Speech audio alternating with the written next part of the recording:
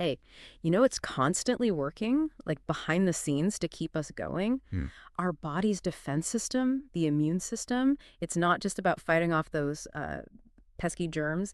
It's also really key in helping us heal and recover. It's a pretty amazing bit of biological machinery, isn't it? It truly is a marvel of complexity, constant activity. And today, we're going to delve into something that, well, lots of people are curious about. Hmm. The role our diet plays in supporting this intricate network. Yeah, exactly. You brought along some really interesting resources. There's a Healthline article that spotlights specific foods known for their potential immune benefits, Mm-hmm. and then a comprehensive overview from the Cleveland Clinic that kind of lays out the fundamentals of how the immune system works, its various parts, and what can go wrong. Exactly. Our mission here basically is to pull out the most useful and fascinating bits from these sources, give everyone a clearer picture of how what you eat and your immune system are connected without getting, totally lost in the scientific jargon. Sounds good. Okay, so let's dive right in. When we talk about the immune system, what are we actually talking about? Like, what is it? Well, the Cleveland Clinic article does a really good job explaining this. It's Hmm. not a single thing, Yeah. but rather a really sophisticated and interconnected system. Okay. Imagine a highly organized team.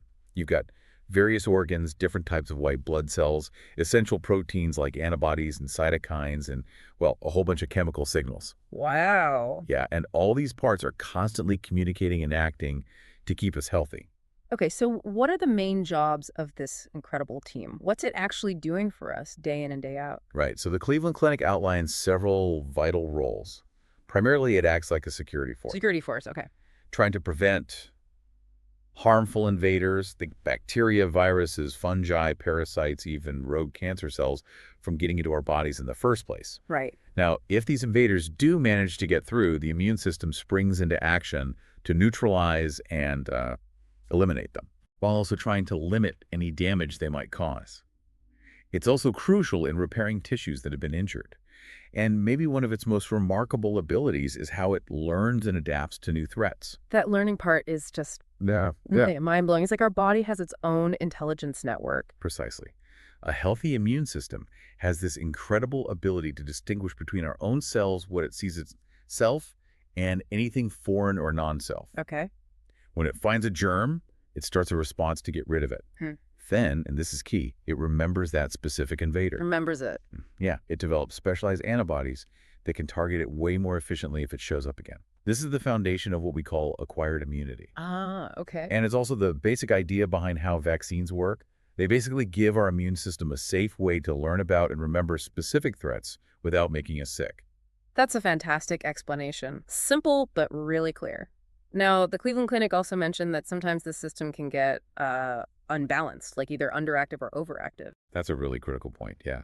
When the immune system is weakened, which can happen with conditions like, say, type 2 diabetes or Right. cancer, the body becomes much more vulnerable to infections. Right. Makes sense. But conversely, an overactive immune system can mistakenly attack the body's own healthy tissues. That leads to autoimmune disorders. Or it can overreact to harmless things like pollen, causing allergies. So it's a delicate balance. Very much so. Okay, so who are the key players in this immune defense force? Who's on the front lines? Oh, there are loads of vital components. White blood cells are central. They're the primary responders that directly attack and eliminate harmful microbes. Good fighters. Exactly. And there are different types of white blood cells, each with specific jobs. Then you have antibodies. These are proteins that latch on to foreign invaders, basically flagging them for destruction by other immune cells. Like little markers. Kind of, yeah. Yeah. And cytokines are chemical messengers. They're crucial for coordinating the whole response, Hmm. telling other immune cells where to go and what to do, like managing information. The complement system is a group of proteins that work together with immune cells to fight invaders and help healing. Think of them as boosting the response. Amplifiers. Got it. Then we also have physical locations where immune activity happens, like lymph nodes, which filter fluid from our tissues. Hmm. The spleen stores white blood cells and filters our blood. Tonsils and adenoids up in our throat and nose can trap incoming invaders. The thymus is where a specific type of white blood cell, the T cell, matures. T cells. Okay. And the bone marrow is the factory, producing all our blood cells, including immune cells. Mm. Even our skin and the mucous membranes lining our body cavities act as physical barriers and actually contain immune cells too. Wow, it really is like a complex, multi-layered defense network. Yeah. You weren't kidding. And the Cleveland Clinic also mentioned a difference between innate and acquired immunity. Can you break that down a bit more? Absolutely. So innate immunity is the system we're born with. Yeah. It's our body's immediate kind of general response to any foreign Well, threat. the first responder. Exactly. It acts fast, doesn't need to have seen the invader before. But it doesn't develop a specific memory. Okay. Acquired immunity, on the other hand, develops throughout our lives as we get exposed to different germs. Lymphocytes, a type of white blood cell, are key here. They learn to recognize specific invaders and remember them. The specialists. Right. This means a much more targeted and effective response the next time around. Vaccines cleverly use this acquired immunity by introducing harmless versions of pathogens, letting our immune system learn how to fight them without us getting sick. Innate is the general guard. Acquired is the specialized intelligence unit. That's a pretty good way to put it, yeah. Okay, that gives us a really solid understanding of the immune system itself. Now let's shift focus to that Healthline article, 15 Foods That Boost the Immune System. The main idea here is that what we eat can actually help keep this whole system running well, right? That's the central theme, yeah. The article highlights a bunch of foods that are rich in specific vitamins and minerals thought to be important for immune function. Thought to be important. Exactly. And it's really important to remember the disclaimer they put right at the start. Yeah. No single supplement or food can cure or prevent disease. No magic bullets. Definitely not, including things like COVID-19. So we're talking about ways to support the system's health and function, not about creating some kind of, invincibility cloak. Got it. Supporting, not curing. Providing the building blocks. So let's get into some specifics. First up, citrus fruits. Big surprise, right? Yeah, not exactly shocking. Citrus fruits, grapefruit, oranges, clementines, tangerines, lemons, limes, they're famous for their high vitamin C content. Mm-hmm. And the Healthline article says vitamin C is thought to stimulate the production of white blood cells, which, as we said, are crucial for fighting infections. Okay. They also mention the general recommended daily intake, about 75 milligrams for most women, 90 for most men. But they also warn against going overboard with supplements, suggesting that more than 2,000 milligrams a day from supplements could have negative effects. Interesting note on the upper limit for supplements. Okay, next up, something maybe a bit more surprising. Red bell peppers. Yeah, maybe. According to the article, red bell peppers actually pack more vitamin C than oranges. Really? Yeah, roughly 127 milligrams compared to maybe 45 in a medium orange. Plus, they're a rich source of beta-carotene. Beta-carotene and vitamin A, right. Exactly. Our bodies convert it to vitamin A, which is vital for healthy skin and vision, also important parts of our defense. Okay, so it's not just vitamin C. Good point. What about broccoli? Always on the superfood list. Broccoli definitely earns its spot. The article calls it supercharged with vitamins and minerals, vitamins A, C, and E, plus fiber and antioxidants. Wow. And to keep all that goodness, they suggest minimal cooking. Steaming or microwaving is apparently better than boiling. Good tip. Okay, garlic is next. That has a long history, doesn't it? It really does. Garlic's been used traditionally for ages, especially for fighting infections.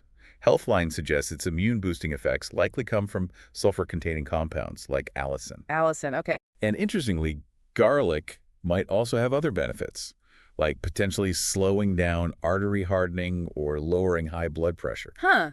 Multi-talented. Ginger is another one people grab when they feel sick. That's right. Ginger is well known for possibly reducing inflammation. So that could soothe a sore throat or help with inflammatory illnesses. It might also help with nausea. Yeah, I've heard that. The active compound, gingerol, is related to capsaicin, the stuff that makes chili peppers hot. Some studies also suggest ginger might help with chronic pain and maybe even lower cholesterol. Okay, moving on to leafy greens. Spinach. Popeye was onto something. Seems like it. Spinach is included not just for vitamin C, but also because it's rich in antioxidants and beta-carotene.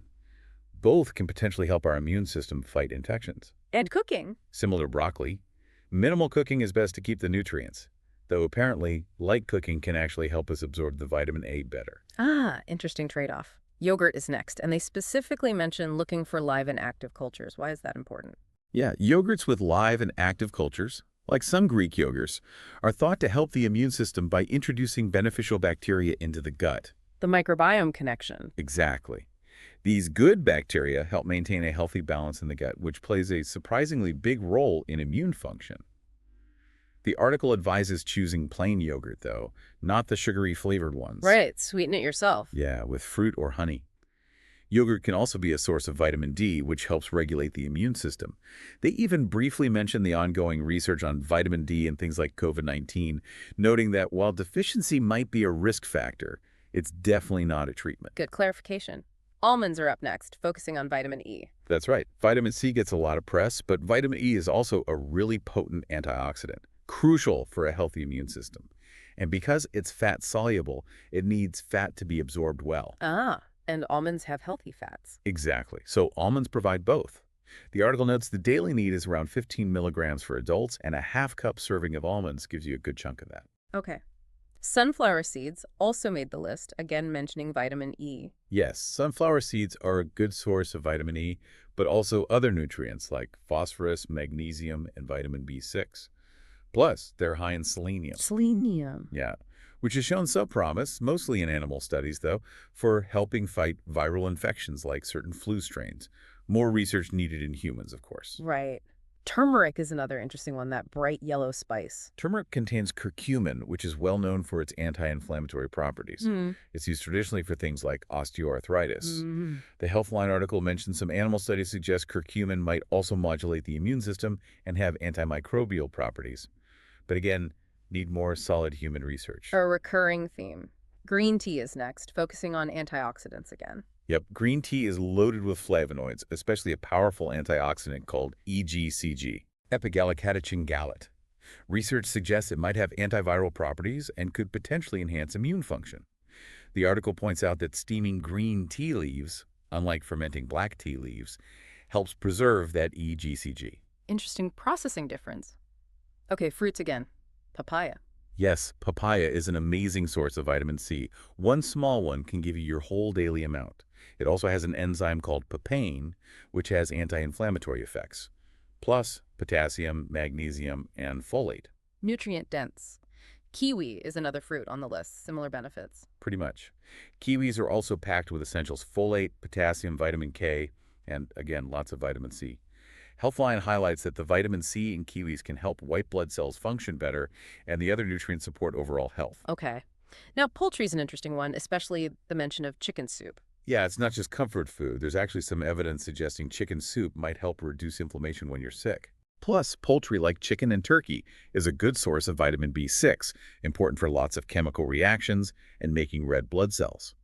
The article also mentions bone broth, containing gelatin and chondroitin, which some believe might help gut health, and we know gut health is linked to immunity. Right, back to the gut.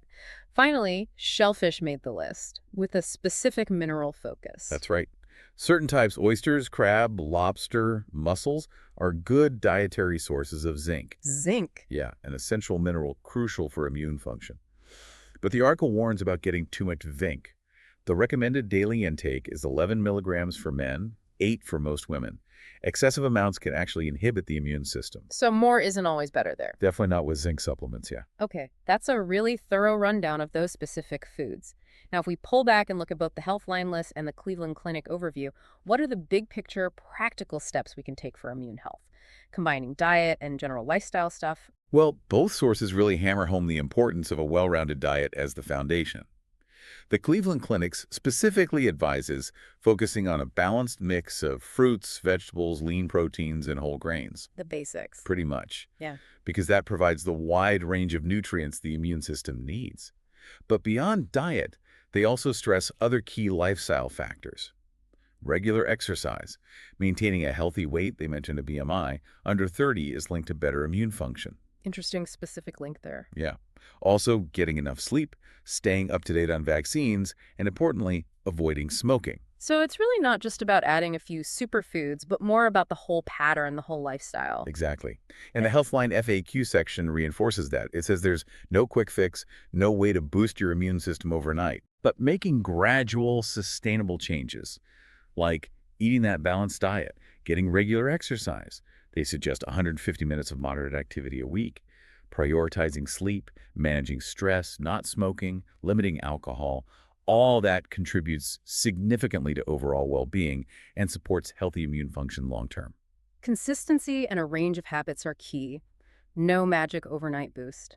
And the Healthline article ended with a really crucial reminder, didn't it? It did. It stressed again that diet alone isn't a substitute for medical advice or treatment. Super important. Absolutely. If you're worried about your immune health, maybe you feel like you're always sick or have symptoms that just won't go away, both sources strongly recommend talking to a doctor or healthcare provider.